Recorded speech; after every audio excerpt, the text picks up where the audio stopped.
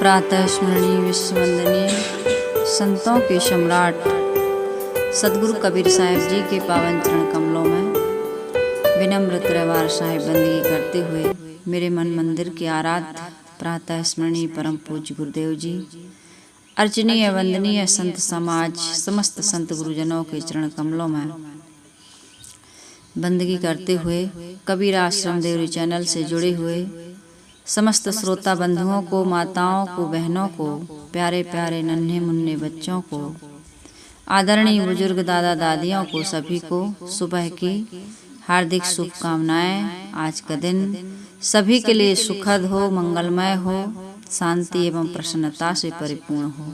आइए सदगुरु कबीर साहिब जी का बहुत सुंदर पद बीजक का शब्द प्रकरण में यह शब्द कबीर साहिब ने रखा है। जितने भी भगवानों के अवतारों की कल्पना हम करते हैं, इसको निकाल के देना। जितने भी भगवान के अवतारों की कल्पना हम करते हैं, उसकी थोड़ी सी चर्चा यहाँ पर होगी कि संसार के लोग कैसे अपने से अलग बाहर खोजते रहे, और केवल हम ही लोग नहीं, इसमें बड़े बड़े लोगों के नाम आए हैं। तो इस पर से थोड़ी सी हम चर्चा करेंगे कि भगवान को पाने के लिए किसने किसने प्रयास किया और पाए कि नहीं पाए, वास्तविकता क्या है, हकीकत क्या है, सच्चाई क्या है, और क्या सच में हमें अपने आप में पूर्णता की अनुभूति ना होने से भगवान की प्राप्ति की आवश्यकता है, और जो हम साधन कर रहे हैं, साधनाएं जो अपना करके बैठे हैं, उन साधनों से, उन साधनाओं से क्या बाहर से भगवान मिलता है क्या? बहुत सारे विषय होंगे, इन पर हम आपसे चर्चा करेंगे। इसके पहले आइए सदगुरु कबीर साहिब जी का यह पद हम सभी लोग गा लेते हैं, उसके बाद इस पर चर्चा होगी।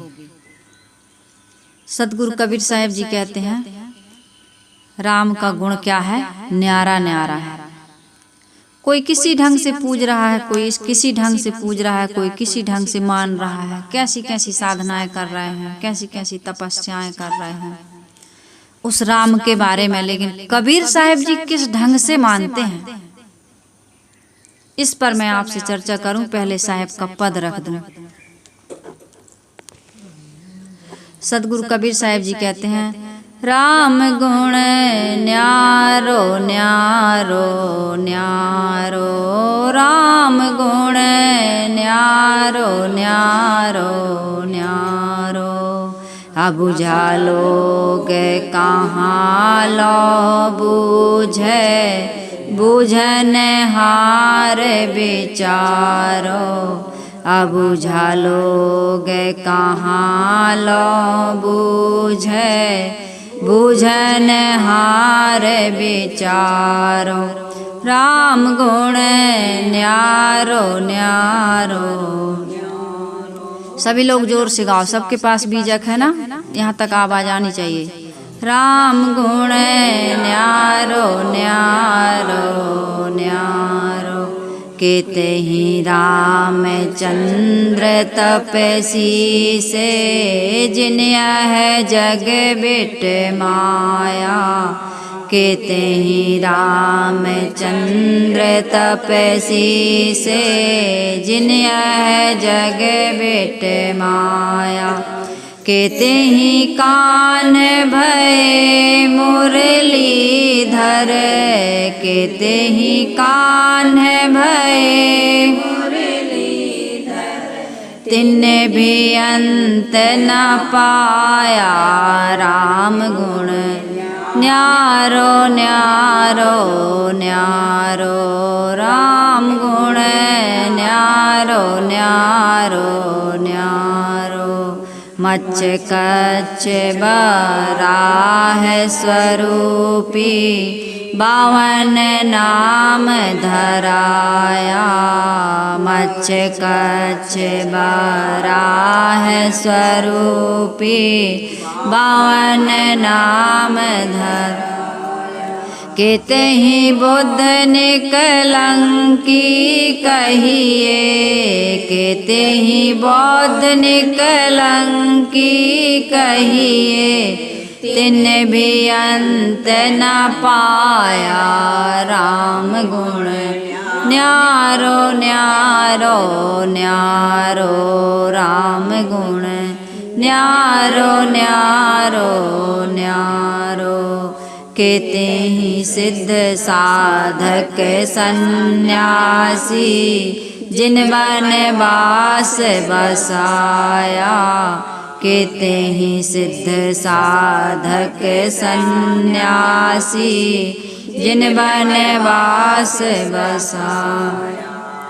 केते ही मुनि जन गोरख कहिए, केते ही मुनि जन गोरख कहिए, तिन भी अंत न पाया राम गुण न्यारो न्यारो न्यारो राम गुण न्यारो न्यारो न्यारो।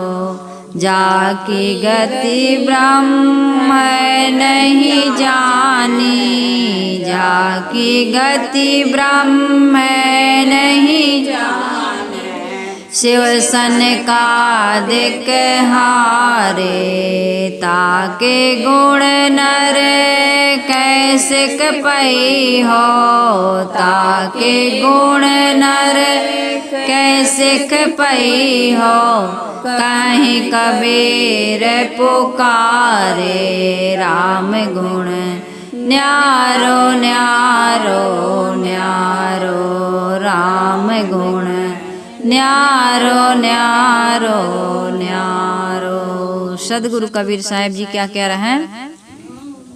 राम गुण न्यारो न्यारो न्यारो। किसी ने किसी ढंग से राम का गुण गाया, किसी ने किसी ढंग से राम का गुण गाया, लेकिन राम का गुण क्या है सबने न्यारा न्यारा बताया। अब किसके राम की व्याख्या को हम सही माने, है ना? तो साहेब इसमें बहुत सुंदर बता रहे हैं कि राम की वास्तविकता जो है वो बिल्कुल अलग है।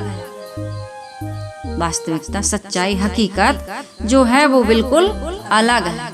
जो तुम बता रहे हो ना वैसी नहीं है। अब एक कबीर साहब अपने ढंग से बता रहे हैं, संसार में सभी लोगों ने अपने अपने ढंग से बताया, लेकिन साहेब जो बता रहे हैं वो कह रहे हैं भाई जो तुम बताते हो उसका गुण तो बड़ा न्यारा न्यारा न्यारा है। अविवेकी लोग इसे कहाँ तक समझेंगे? अबुझा लोग, अबुझा यानी अविवेकी, जो बूझ नहीं सकते, समझ नहीं सकते, अबुझा लोग वो कहाँ तक बूझेंगे, कहाँ तक समझेंगे? उनको तो जो बता दोगे वही मानेंगे। मान रहे हैं संसार के लोग। तो साहेब निमंत्रित कर रहे हैं कि बूझनहार विचारो, जो समझदार हो, विवेकी हो, वो थोड़ा विचार करो कि राम का गुण क्या है। साहेब कह रहे कहते ही रामचंद्र तपसी से जिन यह जग बिट माया, और केते ही कान भय मुरलीधर तिन भी अंत न पाया। अब राम और कृष्ण से बड़ा कोई हो सकता है क्या? यदि हम माने संसार में राम और कृष्ण को अवतारी भगवान मानते हैं, उस अनुसार मैं कह रही हूँ, क्या उनसे बड़ा कोई हो सकता है?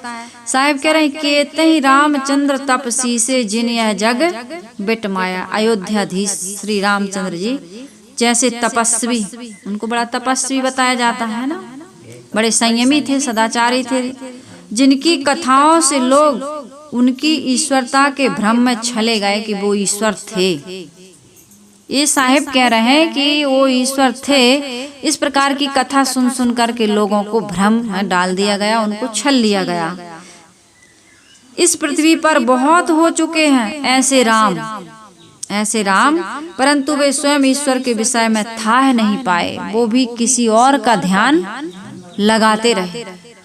राम भी किसी का ध्यान लगाते। बंसी बजाने वाले श्री कृष्ण जैसे अनेक महापुरुष हो गए। एक बार की बात है, सिकंदर की माँ कब्र पर रो रही थी। सिकंदर मर गया तो मेरा बेटा मेरा सिकंदर करके रो रही थी। कोई की माँ हो, बेटा मरेगा तो माँ तो रोती है।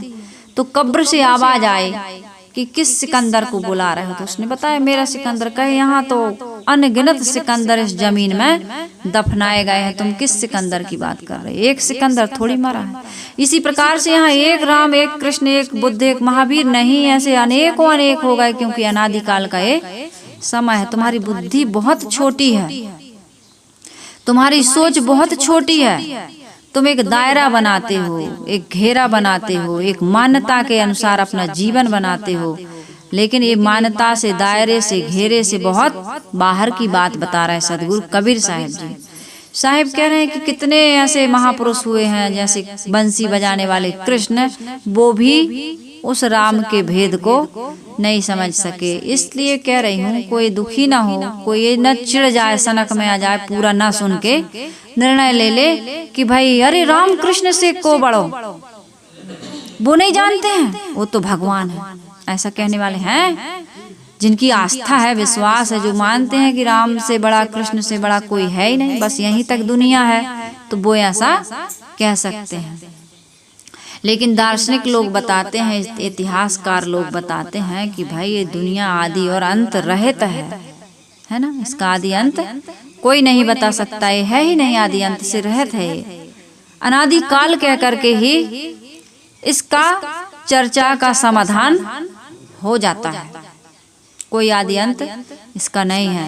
साहिब कहते हैं ये तो तुम्हारी कल्पना है कि मत्स्य, कच्छप, बराह, बावन, बुद्ध तथा कल्कि जैसे ईश्वरों के अवतार जो तुम लेते हो, ये स्वयं ईश्वर का भेद नहीं पाए, जिनको तुम कहते हो कि ये ईश्वर है। साहिब कह रहे हैं थोड़ा विचार करो, गहराई से सोचो, चिंतन करो, विवेक दृष्टि को तुम बिल्कुल बलि बेदी पर चढ़ा करके जो कहते हैं वो मान लेते हो, ये तुम्हारी बहुत बड़ी कमजोरी है। तुम अपने को तुच्छ दीनहीन मत समझो, अल्पज्ञ मत समझो। तुमसे बड़ा ज्ञानी संसार में कोई, मनुष्य से बड़ा ज्ञानी कौन है बताओ? जितने भी अवतारों की तुम कल्पना करते हो, जिनमें तुम भगवान कहते हो, उनमें केवल यदि इनको मच्छ, कच्छ, बराह और बामन आदि को निकाल दो, नरसिंह कल्कि आदि को निकाल दो, आप कल्कि का तो अभी कहीं पता नहीं है, तो जो राम कृष्ण बुद्ध महावीर आदि हुए हैं, जिनको तुम अवतारी पुरुष मानते हो, तो कौन थे? तुमसे अलग नहीं थे कि थे? हमने मान लिया है, वो भी हमारे जैसे थे, उनके अंदर भी वही था जो तुम्हारे अंदर में है। और उनने अपने अनुसार कुछ साधनाएं की, कुछ मान्यताएं थी उनकी, उन्होंने जिस प्रकार से साधना की, मान्यता की, उसमें सदगुरु कबीर साहब जी थोड़ी सी अब इतिहास को लेकर कसौटी कस रहे हैं कि भाई थोड़ा विचार करो कि संसार के राम को, कृष्ण को, या शिव को, या दुर्गा को, या काली को, या जिस भी देवी या देवता को तुम भगवान कहते हो, वो क्या थे, कैसे थे, उनके अंदर कौन सा तत्व था, और फिर वो ऐसे भगवान थे तो हमेशा क्यों नहीं रहे? हमेशा रहना था उनको। जिस प्रकार से तुम उनकी व्याख्या करते हो, वो सदैव बने रहते, है ना। यदि इधर कायम रहते तो ये संसार में सब जितना भी अत्याचार, पापाचार, अनाचार हो रहा है, लूटमार हो रही है, व्यभिचार, बलात्कार हो रहा है, उसको वो कंट्रोल में रखते, सब कुछ सुव्यवस्थित चलाते। लेकिन कोई ऐसा नहीं है कि जो इस समाज की व्यवस्था को सुचारू रूप से ठीक ढंग से, अब झारखंड में उस समय पानी नहीं गिरा था, अभी गिरा कि नहीं मुझे पता नहीं, कई ऐसी चीजें हैं जो समाज के लोग, ये आदमी नहीं चाहता है कि ऐसा हो रहा है, इस कारण से वो दुखी है, त्रस्त है, परेशान है। तब वो पुकारता है, कहीं है राम, कहीं है भगवान, हे नर्मदा मैया, हे शंकर भगवान, हे भोलानाथ, हे दुर्गा मैया, हे काली मैया, कहते हैं कि नहीं? हे भगवान अब हम तो कुछ नहीं जाने, तुम ही हो। जिससे जैसा बनता है भगवान को वो पुकार रहा है, कोई ऊपर पुकार रहा है, तो कोई मंदिर में जा रहा है, तो कोई मस्जिद में जा रहा है, तो कोई रोजा रह रहा है, तो कोई एकादशी रह रहा है, तो कोई फूल चढ़ा रहा है, तो कोई कुछ कर रहा है कि नहीं कर रहा है। तो साहेब यही कह रहे हैं कि कितने ही ईश्वर को खूब खोजा, परंतु रह गए लोग कोरे के कोरे। कितने सिद्ध हुए, कितने सन्यासी हुए, कितनों ने वन में जाकर के कुटिया बना ली, कितनों ने तो भभूत लगा ली, किसी ने कपड़े ही छोड़ दिए पहनना, कोई पंचग्नि ताप रहा है, कोई ठड़े सुरी खड़े हैं 12 वर्षों तक, पैर में मवाद भर गई, सूज गए पैर। कहीं जाते हो यात्रा में तो पैर में सूजन नहीं आ जाती, और ऐसे ही खड़े ही रहो तुम तो पैर में घाव हो जाता है, रोग हो जाता है, मवाद आ जाती। कितने लोग ऊर्ध्वबाहु हो गए, हाथ ऊपर कर लिए तो हाथ सूख गया लकड़ी के जैसे। लेकिन भगवान मिले नहीं मिले, यदि मिले होते तो सबकी समस्या का समाधान, वो भगवान कैसा है, मिलता है और भाग जाता है। ऐसे ऐसे भगवान को खोजने के लिए ऐसी ऐसी तपस्याएं की गई, लेकिन साहिब कहते हैं कि उसका भेद कोई जान, साहिब तेरा भेद न जाने। भजन है ना कबीर, साहिब तेरा भेद न जाने कोई, साहिब तेरा भेद न जाने कोई। बहुत सुंदर भजन है, आप YouTube पर निकाल करके, क्योंकि इसको कहूँगी तो फिर ये प्रवचन रह जाएगा। कुछ चीज़ें मैं हिंट में बताती हूँ, इसको YouTube में निकाल करके आप सुनिए। बहुत सुंदर सुंदर चीज़ें आपको मैं अपनी तरफ से प्रयास करती हूँ कि यदि आपको भी ये सुंदर लगे तो सर्च करके सुनिए इसको, है ना। क्योंकि आज कितना सुंदर अलादीन का चिराग तुमको लगा है, और ये किसी भगवान ने नहीं दिया है, ये संसार के मनुष्य रूपी भगवान ने दिया। वैज्ञानिक हमारे लिए भगवान बन गए, इंजीनियर लोग हमारे लिए भगवान बन गए, डॉक्टर लोग हमारे लिए भगवान हैं, ये माता पिता हमारे भगवान हैं। जो तुम्हें मिला है, तुम्हारे शरीर में बैठी हुई आत्मा ही तुम्हारा भगवान है। इस पर ध्यान नहीं है। कहाँ का भगवान चाहिए? आकाश पाताल का भगवान, दूर का भगवान चाहिए। कबीर साहिब कहते हैं, हाजिर ते ही दूर बतावे, दूर की बात निरासी, पानी में मीन प्यासी, मोही सुनी सुनी आवे हंसी। सदगुरु कबीर साहब को हंसी आती, वाह रे पगले हो। पानी में मीन प्यासी, पानी में रहकर यदि मछली प्यासी है तो ये हंसी की बात है कि नहीं है?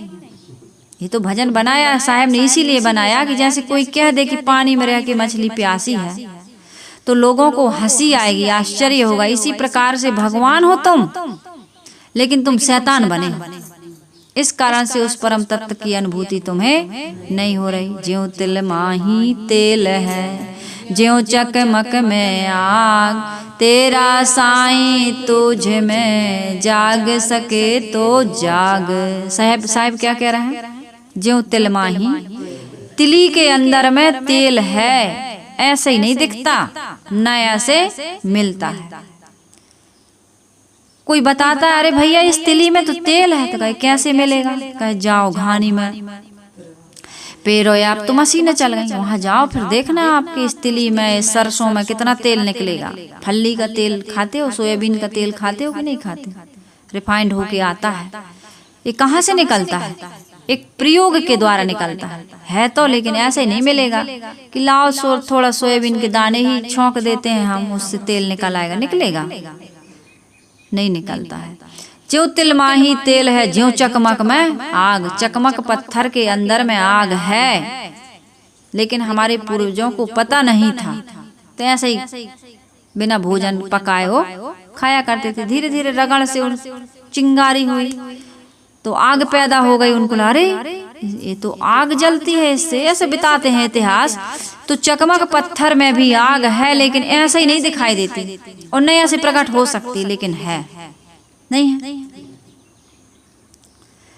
ज्यों तिल माही तेल है, ज्यों चकमक में आग, तेरा साहेब तुझ में ऐसे दिखाई नहीं देता। साहब कह रहे जाग सको तो जाग जाओ। कैसे मिलेगा वो? जैसे साधन से तेल मिलता है, आग मिलती है, गुड़ मिलता है, शक्कर मिलती है, सारी चीजें मिलती हैं। जमीन के अंदर कैसे कैसे द्रव्य भरे हुए हैं, है ना? कैसे मिलते हैं? ऐसे ही मिल जाते हैं। इसी प्रकार से आपके अंदर परमात्मा है, सबके अंदर था वो, वही परमात्मा। उसको लोगों ने साधन अपना कर, साधना है जिसको हम साधना कहते हैं, उसके द्वारा उस राम को उन्होंने प्राप्त किया, उस परमात्मा को प्राप्त किया। लेकिन तुम उसको नहीं खोज रहा है। तुम कहाँ खोज रहा है? जो प्राप्त है वो पर्याप्त है, बहुत सुंदर ये शब्द है, लेकिन हम संतुष्ट नहीं हुए, अभी प्यास बुझी नहीं। बाहर के राम को, और वो तुम्हें जो मिला है वो कम है क्या? लेकिन आदमी को जो मिला है उसमें संतुष्ट नहीं, बाहर खोज रहा है। एक मियाँ जी खुदा की इबादत के लिए मस्जिद जा रहे थे, तो उनके पैर की एक जूती का हो या चप्पल का हो जो भी टूट गई, और दोपहर का समय था, तो खुदा को बहुत कोसे, या खुदा या परवरदिगार, किसी किसी को इतना धन दिया, इतनी संपत्ति दी, इतना वैभव दिया कि गाड़ी से चलते हैं, हवाई जहाज पर भी उनके प्राइवेट जेट हैं, लेकिन हमको आपने इतना भी नहीं दिया कि पैर में जूती पहन सका। बहुत शिकायत करते हुए जा रहा था, कोसते हुए जा रहा था। जैसे ही वहां पहुंचा मस्जिद के पास, तो एक व्यक्ति दोनों पैर उसके कट चुके थे और हाथ में कटोरा लिए भीख मांग रहा था। तो उसकी नजर उस पर पड़ी, तो उसने कहा, या परवरदिगार, या अल्लाह ताला, तूने मुझे जूती नहीं दी तो कोई बात नहीं, सलामत दो पैर तो दिए। उसकी दृष्टि बदल गई। अभी वो शिकायत कर रहा था, अब धन्यवाद शुक्रिया अदा कर रहा है। हमारे पास जो मिला है ना, हम उसमें संतुष्ट नहीं हैं। आज तक बचपन से लेकर जब से होश संभाला आज तक आपने कितनी इच्छाओं को अपने जीवन में पाल के रखा, बना के रखा है, और बहुत प्रयास करने के बाद बहुत सारी इच्छाएं पूरी हो गई। क्या आज संतुष्ट हैं हम सब? और आगे संतुष्ट होने की संभावना है क्या? क्यों नहीं? फिर क्या उपाय है बताओ? अरे सब कुछ मिल गया तो कहते हैं अब भगवान मिल जाता। मिला मिलाया है, उस भगवान को भी पाना चाह रहा है, बाहर से अलग से। जो मिला है उसकी वैल्यू नहीं है। अभी पैर टूट गया, अरे यार पैर ठीक हो जाता तो इधर जाते उधर जाते करते, पैर ही नहीं। और जब पैर था तब कोई समझ में नहीं आया कि इस पैर की कितनी कीमत है। होता है नहीं ऐसे ही होता है। जब तक रहता है तब तक उसकी वैल्यू हम नहीं समझते। माता पिता हैं, आज पति पत्नी हैं, बच्चे हैं, तो झगड़ा करते हैं। नहीं कर रहे हो? मैंने उस दिन कहा था कि मर जाए तो लिस्ट बना के रख लेना, खूब शिकायत करना और याद करना कि अच्छे मर गए, खुशी मनाना, भंडारा कर देना कि अच्छे मर गए। लेकिन जब तक जिंदा है तब तक उनकी तारीफ करो, प्यार करो उनसे, क्योंकि अभी जिंदा है वो। आपके प्यार को, आपकी भावनाओं को, आपके सम्मान को, आपकी सेवा को स्वीकार रहे हैं। मर जाने पे तुम अभी वो खिलाओगे ना, श्राद्ध में खिलाओगे अपने पितरों को, वो खाने नहीं आएंगे। मर जाने पर लोग रोते हैं, रस्म अदा करते हैं, रस्म अदा करते हैं ना। ये सब रस्म ही निभा रहा है आदमी। हकीकत में जो जीवन जीना चाहिए, समझदारी नहीं है, वो नहीं जीता है। जिस वस्तु को, व्यक्ति को पाने के लिए हम इतने ललायत होते हैं और पा जाने पर शिकायत करते हैं, भाई कमी किस में नहीं है? तो ऐसा जीवन जी के नहीं जानते हैं। जो मिला है उसकी वैल्यू नहीं है, उसकी कोई कीमत नहीं है। जो नहीं मिला है, जो है ही नहीं है, उसको पूजने के लिए, उसको पाने के लिए बड़ी बड़ी साधनाएं कर रहे हैं, तड़प रहे हैं। तो साहिब जी कह रहे हैं, जाकी गति ब्रह्म है नहीं जानी, स्यो सनकादिक हारे, ताके गुण नर कैसे पई है कहीं कबीर पुकारे। कबीर साहब पुकार के कहते हैं कि बाहर कहाँ खोज रहे हो? जिस ईश्वर की दशा ब्रह्मा भी नहीं जान सके, स्यो सनकादिक, जिसे खोजते खोजते हार गए। नेति नेति वेद कहे कह करके वो मौन हो गए। इस वाणी से जो जाना जाता है या समझाया जाता है, बताया जाता है, वो ब्रह्म नहीं है। इस कान से सुनकर जिसका तुम ज्ञान प्राप्त करते हो, वो ब्रह्म नहीं है।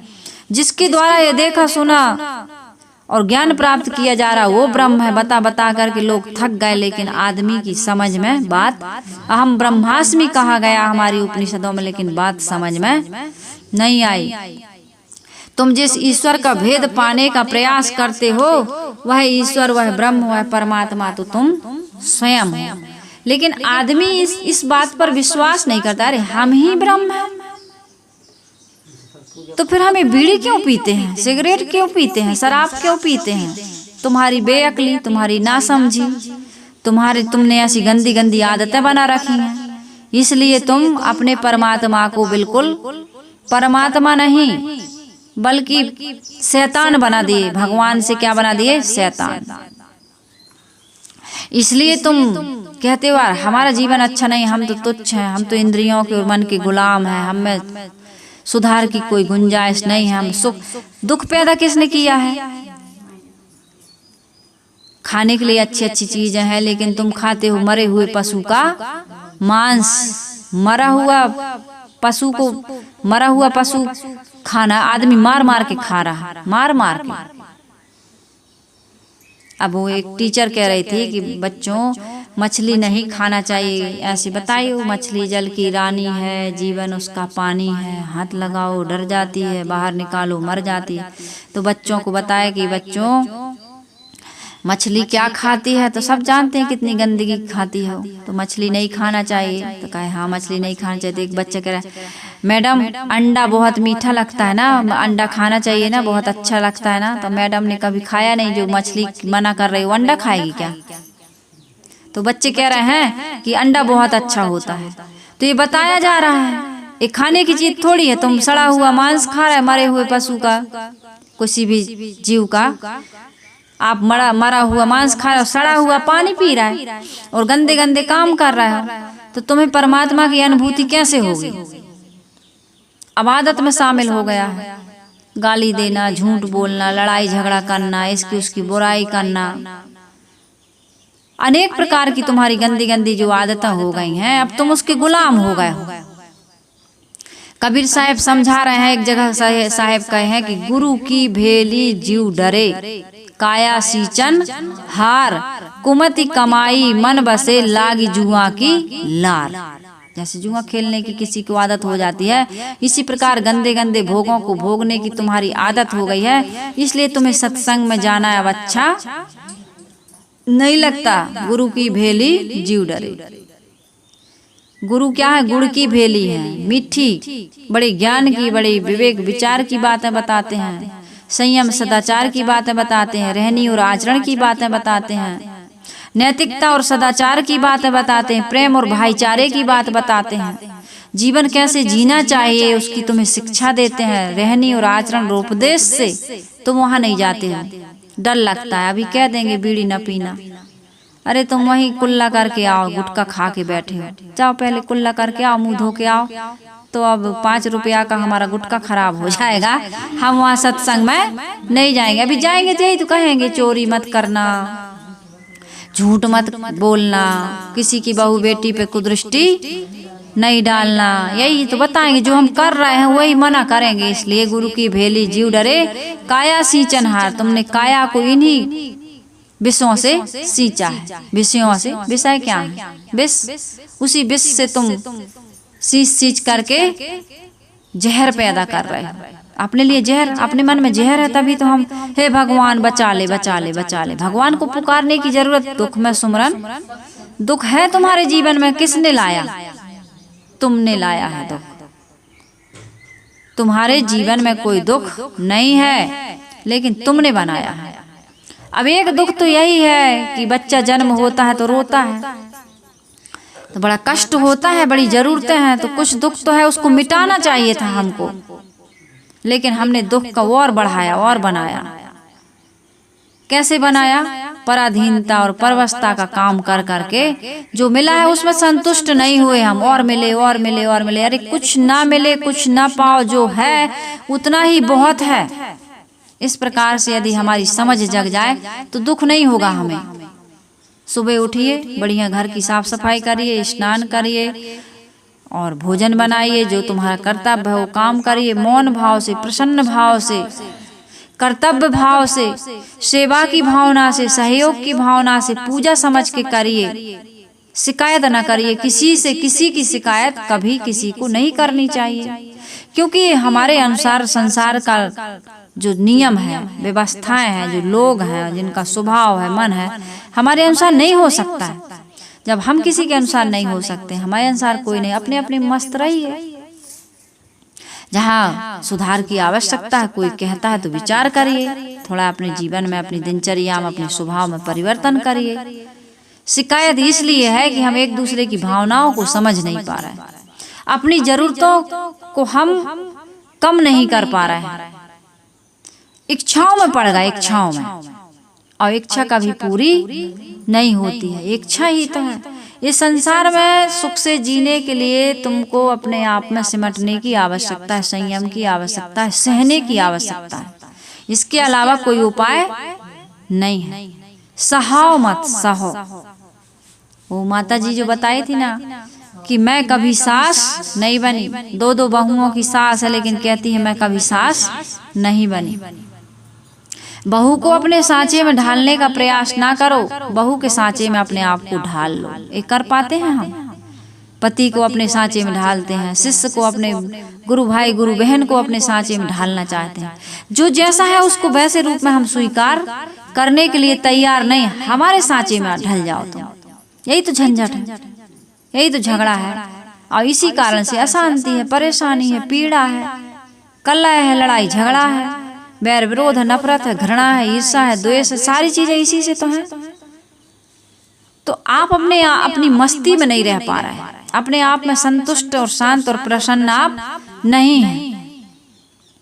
जीना नहीं आया तुमको, इस कारण से तुम बाहर से कुछ पाना चाहते हो। जब बाहर से स्थूल भोगों में सुख नहीं मिला, प्राणी पदार्थों में नहीं मिला, इस शरीर में भी नहीं मिला, तो कहते हो कोई भगवान की व्याख्या कैसी है? जो तुम्हारी कल्पना है ना, उसी के अनुसार भगवान की तुम व्याख्या करते हो। सर्वशक्तिमान हो, दयालु हो, क्षमा कर दे, पापों को काट दे, हमारे दुख को दूर कर दे, धन संपत्ति की अथाह राशि, अथाह ढेरी हमारे घर में लग जाए, जो जो अपूर्ण इच्छाएं हैं वो पूरी हो जाएं, जो कभी कल्पना पूरी हो नहीं सकती है, उन चीजों को पूरा कराने के लिए तुम भगवान के पास उसके गीत गाते, उसकी महिमा बढ़ाते हो। ऐसा ऐसा तुम्ही ने तो बनाया कि ऐसा है, वो हकीकत में मिला नहीं। ऐसा कहीं मिला होता तो आदमी सुखी हो जाता। आज दुनिया में भगवान ऐसा थोड़ी है कि तुमको तुम्हारी इच्छाएं पूरी कर दे, वो दूसरे को बिल्कुल दाए दाने के लिए मोहताज कर दे, ऐसा नहीं है। भगवान दयालु है, उसकी सारी सृष्टि उसकी है, तो सबके लिए समान भाव उसके मन में होना चाहिए, तभी तो भगवान है। तो ऐसा भगवान कहीं आज तक देखने को नहीं मिला। तुम ही भगवान हो। इसलिए एक बहुत सुंदर भजन है, उस भजन के बाद मैं अपने विचारों को बंद करूंगी। एक भजन है, मन में खोट भरी और मुख से हरी, फिर मंदिर में जाने से क्या फायदा। मंदिर तुम्ही ने बनाया ना, और मंदिर में मूर्ति भी तुम्ही ने बनाई थी, तुम्ही ने स्थापना की थी, प्राण प्रतिष्ठा की थी, तुम ही पूजते हो, तुम ही सब कुछ कर रहे हो, और लेकिन मन की खोट नहीं जा रही। मन की खोट को, कसर को हटाओ, निकालो। ये तुम कर सकते हो, कोई भगवान नहीं करेगा। तुम्हारे भगवान, तुम्हारे मन के मालिक कौन? तुम हो। तुम्हारा मन ना चाहे तो वह काम तुम नहीं करते हो। तुम्हारा मन जिस चीज को चाहता है उसे कोई नहीं रोक सकता। कि रोक पाता है? कोई नहीं रोक पाता। मैले मन का न धोया, बदन धो लिया, फिर गंगा नहाने से क्या फायदा। बहुत अच्छा भजन है। मुझे सभी भजन गाना नहीं आता, लेकिन इसको आप YouTube पर निकाल करके सुन सकते हैं। मन में मूरत प्रभु की उतारी नहीं, मन में प्रभु की मूरत नहीं उतारी। जिस प्रकार से वो दयालु है, क्षमा कर देता है, पापों को काट देता है, तुम्हारी सारी इच्छाएं पूरी कर देता है। कितनी व्याख्याएं तुम करते हो। क्या तुमने उस मूर्ति को, उस गुण को अपने अंदर अपनाया, उतारा कि तुम भी दूसरों की गलती को क्षमा कर दो, तुम भी दूसरों की मनोकामनाएं पूरी कर दो, तुम भी दूसरों को सुख शांति दो, प्रसन्नता दो। तुम करते हो ऐसा? तो मन में मूरत प्रभु की मूरत, ये मूरत ना उतारो, ऐसी आंखें, ऐसे कान, घुंघराले बाल, तुम्हारी सांवली सूरत, रोंठ, तुम्हारे क्या क्या है सब। ये सूरत, ये तुम वासना की सूरत है। तुम सौंदर्य के भोगी बन गए। ऐसा भगवान, वो मूरत नहीं। भगवान की मूरत क्या है? जो भगवान के गुण हैं, लक्षण हैं, वो अपने में उतारो, तब तो तुम भगवान के। तुम शादी करते हो तो 36 गुण में लाते हो। भगवान से तुम्हारे कितने गुण मिल रहा है? मैं वो एक दिन और कही थी ना, भगवान से तुम्हारे गुण कितने मिल रहे हैं। तुम यदि उसके भक्त हो तो ये चीजें अपने में उतारो। मन में मूरत प्रभु की उतारी नहीं, है सबसे बड़ा तो भिखारी वही। धन दौलत पे तू क्यों गुमान करे, जब संग में न जाए तो क्या फायदा। ये धन दौलत संग में जाएगी? नहीं जाएगी। तू रोज रामायण और गीता पढ़े, पर व्यर्थ है पढ़कर मन में उतारी नहीं। तुम रोज पढ़ रहे, हम भी सत्संग करते हैं। ये कबीर साहब की वाणी, महात्मा बुद्ध की वाणी, लोग अनेक महापुरुषों की वाणियां जीवन में चर्चा करते हैं, पढ़ते हैं, सुनते हैं, सुनाते हैं। व्यर्थ है पढ़कर मन में उतारी नहीं। ना माने माता पिता बाप का कहना जो तू, फिर रामायण पढ़ने से क्या फायदा। रामायण में लिखा है, प्रातः काल उठ के रघुनाथा, और मात पिता गुरु ना वहीं माथा। राम पत्नी व्रती थे, एक पत्नी व्रती, भ्रात प्रेमी, माता पिता की आज्ञा, ऋषि मुनियों की सेवा, प्रजा के पालक, बहुत सारे गुण थे उनमें। अब यही तो भरा है रामायण में, और वही तुम्हारे अंदर आया नहीं। रामायण का क्या फायदा? रामायण पढ़ पढ़ के राम की खूब महिमा गा रहे हो, लेकिन उतारा नहीं। तो राम तुम्हारे मन में खोट भरी और मुख से हरी। मंदिर में जाने से क्या फायदा? ये सत्संग में आने से, सत्संग सुनने से क्या फायदा? मैंने एक दिन कहा था मेरे सत्संग की कीमत चुकाना पड़ेगा। यही है मेरे सत्संग की कीमत। उस दिन मैं बता नहीं पाई थी। एक संत ने कहा कि सत्संग की क्या कीमत है, सत्संग का भी मोल होता है। तो सत्संग का मोल यही होता है कि जो बताया जा रहा है उसके अनुसार आचरण करो। यही सत्संग का मोल चुकाना है। मुझे पैसा दे दोगे, मेरा आश्रम बन रहा है, ये सत्संग का मोल नहीं है, और न मैं ये मांगती हूँ। मेरा तो कहना ये है कि जो इस कबीर आश्रम देवरी चैनल से आपको सुनाया जाए उसके अनुसार जीवन बनाओ, तो सबका जीवन सुंदर बनेगा। केवल मेरा नहीं, आपका नहीं, आपके पूरे अगल बगल के लोगों का, आसपास के लोगों का तक वातावरण बदल जाता है। उपदेश तो अच्छे अच्छे तू देता फिरे, उपदेश तो अच्छे अच्छे तू देता फिरे, और करता कर्म तू सदा ही बुरे। पहले खुद पे करो तुम अमल, बाद में ज्ञान दूजों को देने से क्या फायदा। पहले अपना तो दुख मिटा लो। एक भिखारी पुस्तकों की दुकान पर, लाइब्रेरी बाहर में घूम रहा था। लोगों ने कहा आप रोज सुबह शाम दिन भर यहाँ क्यों घूमा करते हैं? कहा भाई मैंने एक पुस्तक लिखी है, तो मैं देखता हूँ कितनी सेलिंग हो रही, कितनी बिक रही, लोग कितना खरीद रहे। कहे कौन सी पुस्तक है? कहे अमीर कैसे बने। स्वयं फटीचर हैं, स्वयं बिल्कुल भिखारी हैं, गरीब हैं, और पुस्तक लिख रहे हैं कि अमीर कैसे बने। लोगों को विश्वास होगा। तुम ज्ञान उपदेश की चर्चा करते हो, खूब देते हो, बड़ी सुंदर सुंदर बात है, लेकिन खुद के जीवन में अमल नहीं है। पहले खुद को सुधार लो, खुद को तुम बना लो, उसके बाद में दूसरों को उपदेश देना। तीर्थों पर गया तू मगर मन तेरा, तीर्थों पर गया मगर मन तेरा, काम क्रोध में डाला था जिस पे डेरा। मन में काम क्रोध ने डेरा डाल लिया था।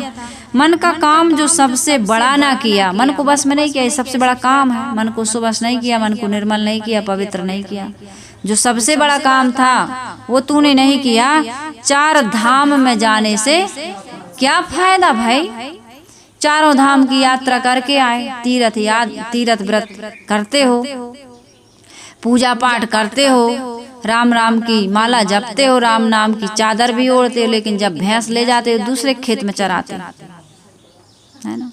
भैंस ले जाते हो तो दूसरे के खेत में चराते हो। होरा जब पक के तैयार हो तो अपने खेत का नहीं उखाड़ते हो, बगल वाले का उखाड़ते हो। हाँ, गड्ढा खोदते हो तो खुद के लिए थोड़ी, दूसरे के लिए। हमारा तो मकान बन जाए लेकिन दूसरे का बनता है तो बड़ा दुख होता है।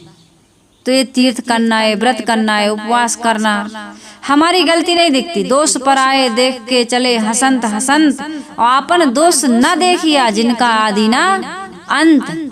और कबीर साहब कह रहे हैं, कबीर हम सब ते बुरे, हमसे भल सब कोय, जिन्हें ऐसा कर जानिया, मीत हमारा सोए। कबीर साहब कह रहे हैं, मेरा मित्र तो वही है, सगा संबंधी वही है, मेरा साथी वही है। कौन कौन बताओ? जो अपनी बुराई देखे। हमें बिल्कुल पता नहीं अपनी बुराई, हमारे अंदर है ही नहीं कुछ भी, हम बिल्कुल गलती नहीं करी भाई, बिना मतलब कि मुझे ऐसे बोलने लगी, मुझसे लड़ने आ गई। साहेब ईमान से कह रहे हैं, हम बिल्कुल कच्छु गलती न थी हमारी, फिर भी उसने ऐसा ऐसा कैसा कहा। तुम्हारी गलती यही थी कि तुम बिना जूता पहने चल रहे थे, इसलिए कांटा लग गया। जूता पहन लो, कांटे का तो काम है गड़ना, और कहीं भी पड़े रहते हो। लड़ने वाले का स्वभाव है लड़ना, तुम थोड़ा जूता पहन लो, चप्पल पहन लो, अपनी सुरक्षा कर लो। पलटू हमसे लड़न को आवे सब संसार, बे बोले तुम चुप रहो, सहजे जावे हार। तुम्हें भी तो चुप रहना पसंद नहीं है। अरे भाई तो कछु नहीं कहेंगे तो फिर तुम्हारी गलती है, और ऐसे होता भी, ये नियम भी तो ऐसे ही चल रहा है। तुम कुछ भी ना कहो तो आदमी बिल्कुल हाँ कहते ही जाता है। तो उपाय निकालो, उपाय।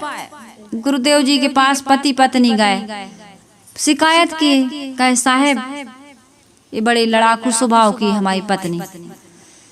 तो पति ने कहा भाई थोड़ा सह लिया करो। पति देव ने कहा, गुरुजी ने कहा थोड़ा सह लिया करो। तो पति कहते हैं साहब आप भी उसी के पक्ष में हो गए। गुरुजी ने कहा तुम भी उसी के पक्ष में हो जाओ, फिर झगड़ा खत्म। विपक्ष में क्यों खड़े हो?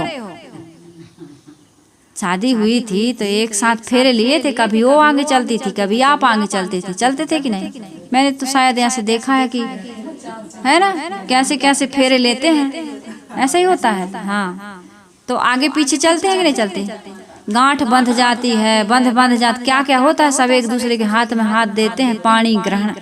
तुमने हाथ थामा है वहाँ सबके बीच में अग्नि को साक्षी मानकर, फिर अब क्या हो गया, एक पानी तो एक आग बनता है तो पानी बन जाओ। हमारी साहब कहती हैं कि यदि पत्नी आग बने तो पति को पानी बन जाना चाहिए, और पति यदि अंगार बने तो पत्नी को जलधार बन जाना चाहिए। ऐसा बनो, यही तो साधना है। ये नहीं करोगे तो कोई राम आएंगे नहीं। राम ने भी यही किया, सीता ने भी यही किया, कृष्ण ने भी यही किया, सभी ने यही यहाँ आकर के यही करना चाहिए, करना पड़ता है। नहीं तो टकरा के मर रहे हो, मर जाओगे। कोई आने वाला इस संत गुरु के अलावा, ये शिक्षा और उपदेश के अलावा कोई तुम्हें बचाने आने वाला नहीं है। सुधार क्यों नहीं करते हो? और जितना सुधार करोगे उतना सुखी होते जाओगे। तो सदगुरु कबीर साहब जी का बहुत सुंदर मैंने आपको ये शब्द सुनाया, राम गुण न्यारो न्यारो न्यारो। बड़ा न्यारा है। तुम जिसको मान रखे हो ना, जिसको सुन रखे हो, समझ रखे हो, वो राम तुम्हारा काम आने वाला नहीं है, क्योंकि उसके बारे में अनेक ढंग से कहा गया है, अनेक ढंग से कहा जा रहा है। तुम किस राम को मानते हो और किस रूप में मानते हो? तो तुम्हारे बनाए हुए राम हैं, तुम्हारे बनाए हुए भगवान हैं। इसलिए इन अवतारों की कल्पना को हकीकत समझ के वो मिलेंगे, इस आशा में मत रहो। राम ने, कृष्ण ने या संसार के महापुरुषों ने जो उपदेश दिया, जो जीवन में आचरण किया है, उसके अनुसार तुम भी अपने जीवन में कुछ आचरण करो, और जितना जो करेगा उतना उसका जीवन सुखी रहेगा। विवेक को जागृत रखो, समझदारी और होश पूर्वक जियो।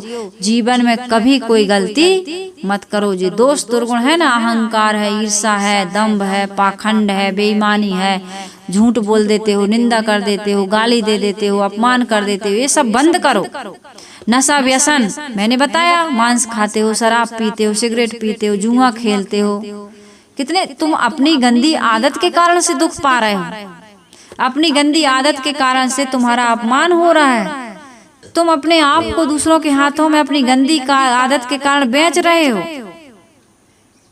माता पिता का अपमान कोई नहीं करता, कोई भी संतान नहीं कर सकती। माता पिता स्वयं अपनी मर्यादाओं का उल्लंघन कर रहे हैं। माता पिता अपनी मर्यादा में रहे। ऐसी शिक्षा, ऐसा उपदेश, ऐसी कमाई किस काम की जिसमें तुम्हारा अपमान होने लगे? इतना क्यों समझाते हो किसी को? तुम ठेकेदार हो क्या? पैदा किए थे, बड़ा कर दिए, शादी विवाह तक कर दिए पढ़ा लिखा के, और तुम इतना तक फर्ज निभाते हो कि तुम्हारे कुछ आमदनी का जरिया भी उनको आप अपना करने दो उनको। पशु पक्षी इतना नहीं करते हैं जितना तुम कर देते हो, और वो जीते हैं कि नहीं जीते हैं? और तुम बिना सींग पूछ के हो, फिर भी तुम्हें अकल नहीं है। तुम कितनी पीढ़ियों तक का इंतजाम करते हो और लगे हो कोचने उनको जबरदस्ती, गाली दे के, मार के, शिकायत करके। अरे उनको कमाने दो, खाने दो, अपने ढंग से जीने दो। तुम्हारी इतनी जिम्मेदारी नहीं है, आप क्यों पीछे पड़े रहते हो? ज्यादा आशा भी मत करो। हमारे गुरुदेव जी जब घर छोड़ के निकलने वाले थे तो लोगों ने खूब समझाया। एक बार जब घर चले गए, पिताजी ने बुलाया और समझाया, तो गुरुदेव जी ने कहा कि उनके पिताजी ने कहा कि भाई फिर सेवा कौन करेगा? तुम्हारी सेवा कौन करेगा? शरीर में कुछ जरूरत पड़ेगी। तो गुरुदेव जी ने कहा कि ये जितने और मनुष्य के अलावा जितने भी ये प्राणी देखते हो, गाय भैंस जितने भी योनि और खाने के जीव हैं, इनकी सेवा कौन करता है? तब गुरुदेव जी के पिताजी ने कहा, भैया जब इतना दृढ़ निश्चय है तो फिर तुम्हें रोकने वाला कोई नहीं है, कोई नहीं रोक सकता, जाओ तुम, जब इतना दृढ़ निश्चय है। आदमी बुढ़ापे की चिंता करता है, कभी बुढ़ापे की चिंता। तुम क्यों ऐसा सोचते हो कि बीमार हो जाएंगे तो कौन करेगा? तुम्हें पता है बीमार हो जाओगे। तुम बीमारी को निमंत्रण दे रहे हो, क्यों सोचते हो ऐसा? मत सोचो कि कौन करे। अरे जब आएगा समय, उस समय तुम अच्छा व्यवहार रखोगे ना, तुम्हारा व्यवहार सही हो जाएगा तो तुम्हारा पड़ोसी, तुम्हारे दूसरे लोग तुम्हारी सेवा करते हैं। जो तुम्हारा कोई नहीं, अपना बेटा दुश्मन बन जाता है और भाई का बेटा भतीजा सेवा करता है, भतीजा भतीजी सेवा कर देती हैं, गांव के लोग सेवा करते हैं। तुम जिनके लिए इतना तुम प्रयास कर रहे हो वो तुम्हें छोड़ के चले जाते हैं। तुम्हारा व्यवहार सही नहीं होता है, तब तुम अपने जीवन में कुछ सुधार करके तो देखो, कैसे तुम्हारी सेवा नहीं होती है। संत महात्माओं के पास इतने लोग क्यों चले जाते हैं? कैसे पहुंच जाते हैं? उनके अंदर उनके जीवन में उनके व्यवहार ऐसा उन्होंने मीठा बना लिया था, अपने मन इंद्रियों को इतना साध लिया उन्होंने कि आज उनके पास लोग घुटना टेकते हुए जा रहे हैं, नहीं जाते। दरबार लग रहा है उनका, भीड़ लगी है, अब मत आना भैया, रोक रहे हैं लोग, मत आओ, अभी मत आओ। लेकिन आदमी, जनता टूटी पड़ रही। क्यों? इस पर विचार करते हो? और तुम्हारे बच्चे कहते हैं आज से खाना बंद, तुम्हारा खुद बनाना बहुत मुंह चलाती, जाओ बनाओ और खाओ, कल से इसको रोटी मत देना। कह रहे हैं घर में कि नहीं कह रहे? फिर भी मुंह तुम्हारा बंद नहीं, हाथ पैर तुम्हारे नहीं चल रहा है लेकिन मुंह चलता है। कितने लोग हाथ पैर भी चला रहा है, मुंह भी चला रहा है, और कितने सब कुछ बंद किए तब भी बहू बेटा मुंह चला रहा है। सब प्रकार की समस्याएं हैं। इन समस्याओं से निपटने का तुम कुछ तरकीब सोचो। ये बहुत बड़ी समस्या है। मानव जीवन, ये शरीर धारण कर लेना सब दुखों की खान है। सब दुख क्या है? इस शरीर में, देह में आ जाना सब दुख है। इसलिए आज इस शरीर की मोह और आसक्ति को त्यागो कि अब इस शरीर में बहुत दुख की खानी है। मानव जीवन भी दुख की खान है। इसी में तो संस्कार बनाते हो तुम, और बिल्कुल अचेती में हो, और गाफिली में तुम जीवन जी रहे हो। जहाँ बना सकते थे वहाँ बिगाड़ रहे हो। कितनी बड़ी नादानी है ये। राम की माला जपने से, जल चढ़ाने से, अगरबत्ती चढ़ाने से, व्रत उपवास करने से, नदियों में नहाने से, तीर्थों की यात्रा करने से, परिक्रमा करने से, ये तो एक कर्म कांड है। शरीर स्वस्थ है तो कर लेते हो, और जिस दिन शरीर स्वस्थ नहीं रहेगा, पैसा नहीं रहेगा, कोई साथी नहीं मिलेगा, फिर कर पाओगे? कुछ भी नहीं कर पाओगे। तो इस शरीर से कर रहे हो, मन को बढ़िया बनाओ। मन को, तीर्थों में भी जाते हैं लोग, जेब काटते हैं, दुनिया भर का गंदा गंदा काम करते हैं।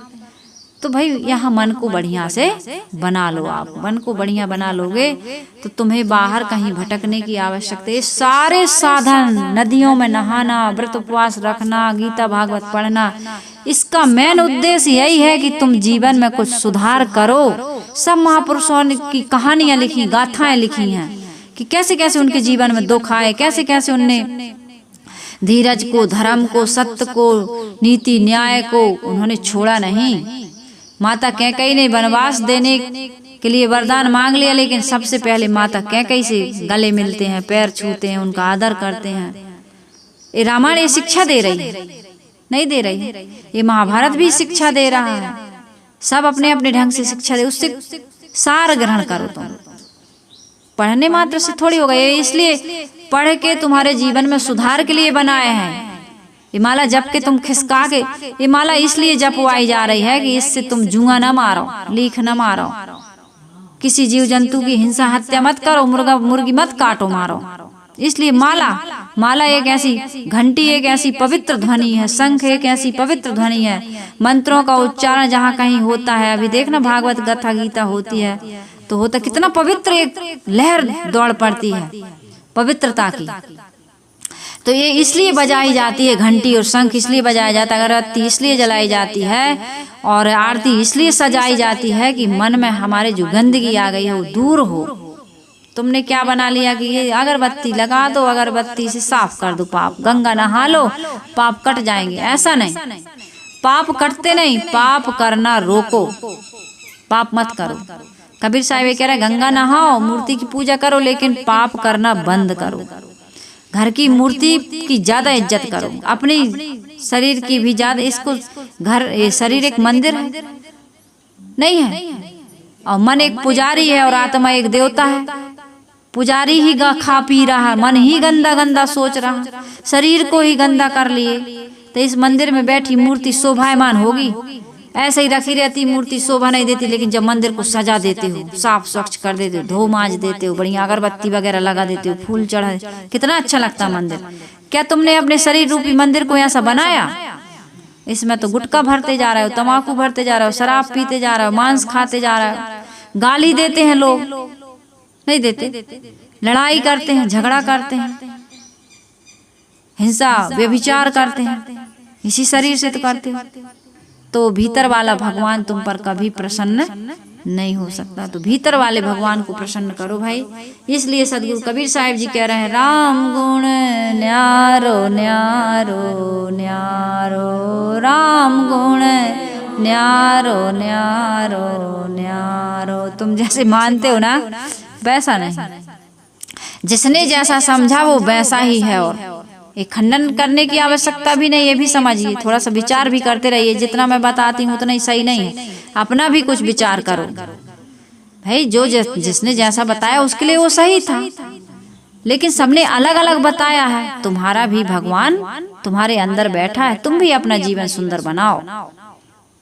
सबके राम अपने अपने, सबके राम व्यक्तिगत, किसी राम के पीछे जाने की जरूरत, तुम्हारा राम तुम्हारे अंदर विराजमान है। इस मंदिर को साफ स्वच्छ रखो, मन रूपी पुजारी को बढ़िया सदाचारी बनाओ। इस मन में किसी प्रकार का मैल गंदगी मत आने दो। सदगुरु कबीर साहिब की जी की वाणी के आधार पर मैंने सदगुरु कबीर साहिब के शब्द को लेकर के आपके बीच कुछ विचार रखा।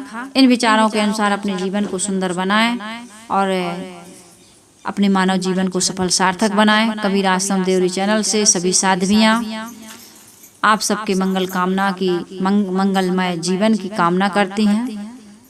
आइए हम सभी लोग गुरु वंदना कर लेते हैं।